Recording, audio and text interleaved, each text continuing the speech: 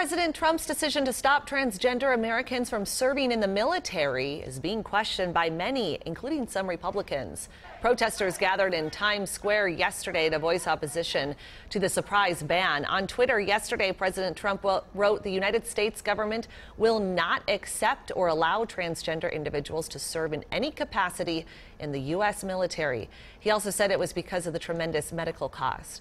But a 2016 study found those costs would add less than $9 million to the more than $500 billion defense budget. My attitude is they're human beings. They have every right to. And I don't see any problem with that. Estimates of the number of transgender people already serving range from 1,300 to 15,000. They were officially welcomed into the military last June. No timetable has been set for implementing the policy.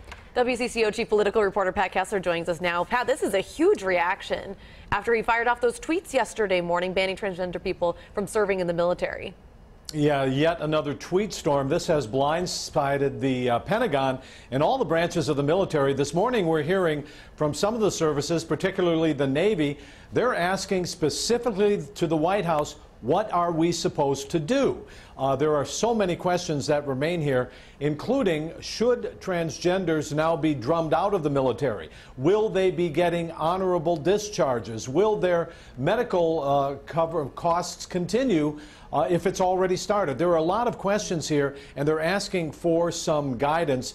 But most importantly, the military are now saying nothing is going to happen until we get some detailed guidance from the White House. So that's the next step.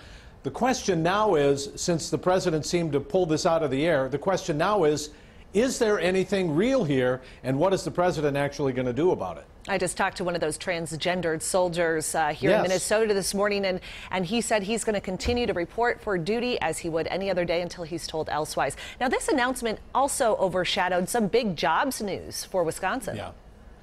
Yeah, this is a very big deal for Wisconsin. You just reported that Foxconn, the technological company, the tech company, is going to open a plant in southeastern Wisconsin, probably the Milwaukee area.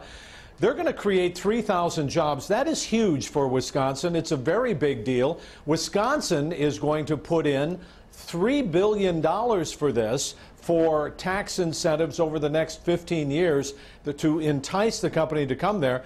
But the company says it is going to invest $10 billion. Now, Foxconn does have a reputation of promising plants in different places like Pennsylvania and not following through. But with the spotlight on them right now and President Trump claiming credit, and I think he can claim credit for this, I think they're going to start to move forward on this. And again, very big deal for Wisconsin. Absolutely. The White House, a little bit of a soap opera right now. The new communications director is all but accusing the White House chief of staff of being the leaker. This is something that develops every single day. We look every morning on the show to see what's happened overnight. Here is the soap opera as the White House turns. We've got Mooch and the Donald and Spicy and Kellyanne and all these characters. He is accusing, Scaramucci is accusing Reince Priebus of leaking financial documents to the press. Now, number one, these financial documents that Scaramucci is talking about are public data. Then this morning on CNN, he said if Reince is not the leaker, let him say so. So this thing is very dramatic. A lot of news organizations reporting this morning that the tension in the White House is very, very high. But there's some question as to whether President Trump minds this or not. He likes chaos. He likes disruption. He likes this kind of thing. So the White House is in turmoil again this morning. Who is the leaker? And Scaramucci says he's going to fire them all. Yeah, I guess we'll just keep watching, Pat. What a day. Exactly. We'll watch for your reports at 5 and 6 tonight. You bet. Thank you.